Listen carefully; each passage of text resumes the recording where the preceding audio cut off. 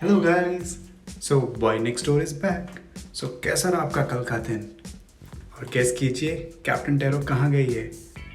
सही गेस किया, फिर से दुनिया को बचाने। तो मैंने सोचा यही अच्छा टाइम है कि मैं फिर से आपके साथ कुछ अच्छी अच्छी इंटरेस्टिंग बातें शेयर करूं। तो आज हम जो डिस्कस करने वाले हैं वो बहुत ही इंटरेस्टिंग और इम्पॉर्टेंट भी है। आज हम डिस्कस करने वाले हैं इंडिया का आत्मनिर्भर प्लान। इसके बारे में सबने सुना तो ज़रूर होगा। तो आज हम डिस्कस करेंगे कि आत्मनिर्भर है क्या, और क्या इंडिया सच में आत्मनिर्भर बन भी सकता है या इसमें प्रॉब्लम्स हैं। तो आज हम डिस्कस करेंगे कि ये आत्मनिर्भर बनना पॉसिबल है या नहीं। तो स्टार्ट करने से पहले हम ये जान लेते हैं कि आत्मनिर्भर या वोकल फॉर लोकल आखिर है क्या। क्या ये रियल में पॉसिबल भी है या नहीं। सो व्हाट इज़ आत्मनिर्भर? इसके लिए हम बहुत डीप डिस्कशन कर सकते हैं, पर कुछ सिंप्लीफाई करने के लिए आपके लिए कुछ पॉइंट्स मैंने बनाए हैं। एक्चुअली ये सारी इन्फॉर्मेशन मुझे कैप्टन टैरो से मिली है। उसके पास तो पूरी दुनिया की सारी इन्फॉर्मेशन रहती है, तो अब वो मेरे पास भी है और आपके पास भी। तो चलिए देखते हैं कि आखिर प्रॉब्लम है क्या। सबसे पहला पॉइंट, चाइना के साथ हमारा ट्रेड डेफिसिट। तो क्या आप लोगों को पता है कि चाइना के साथ इंडिया का ट्रेड डेफिसिट कितना है? पूरे 50 बिलियन। जी हाँ, सही सुना आपने, 50 बिलियन डॉलर का ट्रेड डेफिसिट है इंडिया और चाइना में। अगर सिंपल लैंग्वेज में समझे तो ट्रेड डेफिसिट होता क्या है? ट्रेड डेफिसिट इंपोर्ट और एक्सपोर्ट का डिफरेंस। कोई भी कंट्री किसी और कंट्री से कितना सामान इंपोर्ट कर रही है और कितना सामान एक्सपोर्ट कर रही है, ये सारा कैलकुलेशन करने के बाद जो डिफरेंस आता है वो है इंडिया और चाइना का 50 बिलियन। और ये प्रॉब्लम सिर्फ इंडिया को नहीं है, बाकी कंट्रीज़ ने भी अब इस पे इन्वेस्टिगेशन स्टार्ट कर दी है, और यूएस एक मेजर कंट्री है जो इसको बहुत सीरियसली ले रहा है। और आपको पता है, on the other hand China अपने मार्केट में दूसरे कंट्रीज़ को एंटर ही नहीं करने देता। तो ये हुआ ना अनफेयर। मीन्स वो तो सब कुछ कर सकते हैं, बट कोई और कंट्री अगर करना चाहे तो बहुत सारे रेस्ट्रिक्शंस हैं। उसके बाद मेरे जैसे बहुत सारे बॉय नेक्स्ट डोर हैं जिनको ये क्वेश्चन होता है कि अगर इतनी ही प्रॉब्लम है तो इंडियन गवर्नमेंट या India as a whole Chinese product को बैन क्यों नहीं कर देती। तो इसका एक सिंपल आंसर है WTO। WTO यानी कि वर्ल्ड ट्रेड ऑर्गेनाइजेशन। तो according to some rules of world trade organisation WTO, आप ऐसे ही किसी कंट्री के इंपोर्ट्स को आउटराइट बैन नहीं कर सकते, उससे अनफेयर प्रैक्टिसेस हो जाएंगे। तो उसके लिए सोल्यूशन क्या है? तो उसके लिए जब हम आउटराइट बैन नहीं कर सकते इंपोर्ट को, तो हम देखते हैं ऑल्टरनेट सब्स्टिट्यूट कंट्रीज जो वो हमें रॉ मटेरियल दे सकें, जो हम अभी एक पर्टिकुलर कंट्री से ले रही हैं, जो अभी इंडिया ने फिलहाल करना स्टार्ट कर दिया है। ऑब्वियसली इसमें थोड़ा टाइम तो लगेगा, लेकिन कहीं से तो शुरुआत करनी ही पड़ेगी ना। और फिर धीरे धीरे हम अपने मार्केट को सेल्फ सफिशिएंट यानी कि आत्मनिर्भर बना सकते हैं। कुछ ऐसे ही ट्रेड डेफिसिट के एग्जांपल्स हैं हमारा टॉयज़ मार्केट या फिर हमारा मोबाइल मार्केट, जिसमें चाइना ने डंपिंग कर करके प्राइसेस इतने गिरा कि हमारे लोकल मैन्युफैक्चरर्स रेस से ही बाहर हो गए, और जैसे ही वो रेस से बाहर हुए चाइना ने उसके प्राइस फिर से बढ़ा दिए। तो हमारे पास अब कोई ऑप्शन ही नहीं बचा उन प्रोडक्ट्स को लेने के लिए। समझे? पर फ्रेंड्स, ऐसा नहीं है कि इंडियन गवर्नमेंट कुछ भी नहीं कर रही है। इंडियन गवर्नमेंट ने भी कुछ ऐसे सेक्टर्स आइडेंटिफाई किए हैं जहाँ पे इंडिया आत्मनिर्भर बन सकता है या फिर ग्लोबल लीड कर सकता है। ऐसा ही एक एग्जाम्पल है मेडिसिन सेक्टर का। क्या आपको पता है, अभी भी इंडिया पूरे वर्ल्ड के 22% जेनरिक मेडिसिन बनाता है, बट इसमें प्रॉब्लम क्या है? उन मेडिसिन को बनाने के लिए रॉ मटेरियल कहाँ से आता है? चाइना से। बट अब इंडिया चाहता है कि ये सारा रॉ मटेरियल हम लोकली बनाएं। तो मुझे तो ये आइडिया बहुत अच्छा लगता है। आपको कैसा लगता है? अच्छा है ना? तो अब हम आते हैं मोबाइल सेक्टर पे। क्या आपको पता है, एक भी ऐसा मोबाइल नहीं है जो इंडिया में पूरी तरह से मैन्युफैक्चर होता है, या तो उसका कोई पार्ट चाइना से आता है, नहीं तो मोस्टली वो असेंबल इंडिया में होते हैं, लेकिन मेड इन इंडिया नहीं होते, असेंबल्ड इन इंडिया होते हैं।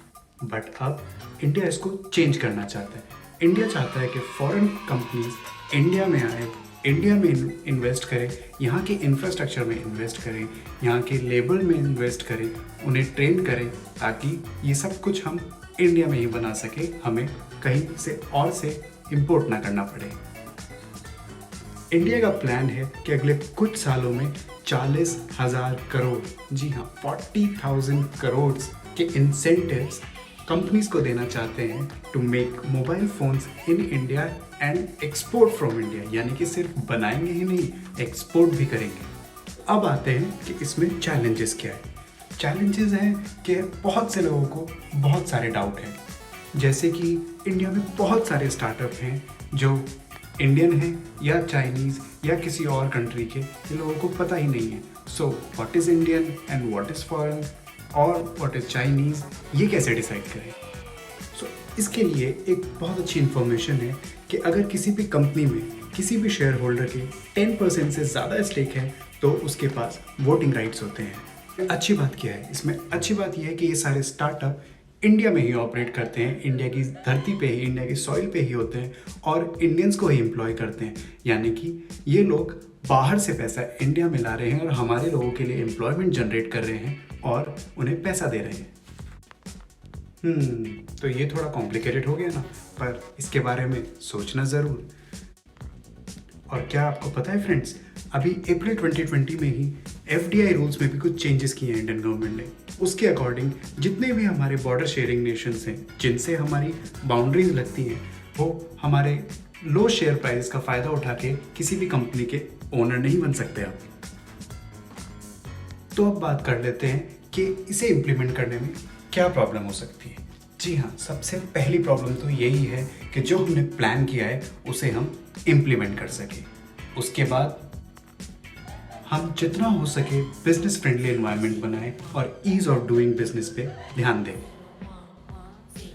और भी हैं बहुत सारे पॉइंट्स, जैसे कि एक्सपेंसिव पावर या हमारे लेबर लॉज, जिनमें अभी बहुत सारे सुधार की ज़रूरत है।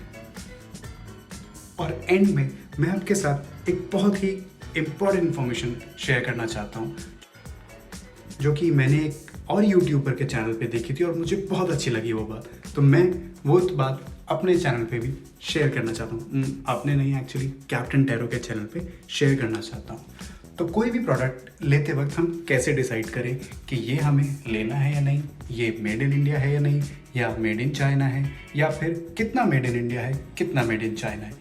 उसके लिए एक सिंपल रूल हम अपना बना सकते हैं। तो उसके लिए हमको यूज़ करना होगा यूज़ केस सिनेरियो। जी हाँ, तो हमने सुना है वर्स्ट केस सिनेरियो या बेस्ट केस सिनेरियो, तो एक्चुअली वो आइडियल सिचुएशन में बहुत अच्छा होता है, पर एक्चुअल में जो काम करता है, जो बिल्कुल हमें रिजल्ट्स देता है, वो होता है हमारा यूज़ केस सिनेरियो। तो यूज़ केस सिनेरियो कैसे हम इसमें यूज़ कर सकते हैं वो मैं आपको बताता हूँ। तो अब से आप दो चीज़ें देख सकते हैं कि कोई भी प्रोडक्ट जब आप लेने जा रहे हैं तो चेक करें कि उसका ब्रांड कौन सा है, और उससे भी इम्पोर्टेंट कि वो बना कहाँ पे, यानी कि मेड इन किस कंट्री में है। अगर वो एक चाइनीज़ ब्रांड है और मेड इन चाइना है तो प्लीज़ प्लीज़ प्लीज़ उसके लिए रेड सिग्नल है। ऐसे केस में हमें थोड़ा रुकना चाहिए, सोचना चाहिए कि क्या हमें इस प्रोडक्ट की सही में ज़रूरत है भी या नहीं। दूसरा है Indian brand made in China या फिर Chinese brand made in India. इसके लिए हम बोलेंगे कि येलो सिग्नल है। एक बार थोड़ा रुकिए, सोचिए, और अगर उसका ऑल्टरनेट कोई अवेलेबल है तो ले लीजिए, पर अगर वो प्रोडक्ट बहुत ज़रूरी है, उसका ऑल्टरनेट नहीं है, तो आप जाके उसको ले सकते हैं। एंड सबसे best Indian brand made in India, इसके लिए green signal, go ahead and buy it. और हाँ, अगर आपको डाउट है या थोड़ी सी भी आपको ऐसा लगता है कि मेरे सपोर्ट करने से क्या होगा, ये सब तो ऊपर लेवल पे होना चाहिए, गवर्नमेंट के लेवल पे होना चाहिए, तो एक बार आप कोई भी क्रिकेट मैच याद कर लीजिए या कोई भी क्रिकेट का फाइनल मैच याद कर लीजिए। अगर ऑडियंस नहीं होती या क्राउड नहीं होता तो बैट्समैन कितने भी सिक्स मारे, कितने भी फोर मारे, क्या उतना मज़ा हमको आता? तो चीयर करना और क्राउड सपोर्ट होना बहुत ही ज़रूरी है। तो जो एक्चुअल में एक्शन में हैं उनके साथ साथ जो क्राउड में हैं वो भी बहुत इम्पोर्टेंस रखते हैं, समझे? सो फ्रेंड्स, बस आज के लिए इतना ही। मैं और इन्फॉर्मेशन कैप्टन टैरो से निकालने की कोशिश करूँगा और फिर आपके साथ शेयर करूँगा। कैप्टन टैरो के आने का टाइम भी हो गया है। Okay, bye bye. अरे लाइक, सब्सक्राइब, शेयर और हाँ, कमेंट्स में ज़रूर बताना अगर आपके पास और कोई सजेशन है या कोई टॉपिक है जिस पे आप चाहते हैं कि बॉय नेक्स्ट डोर कोई वीडियो बनाए। Okay, bye.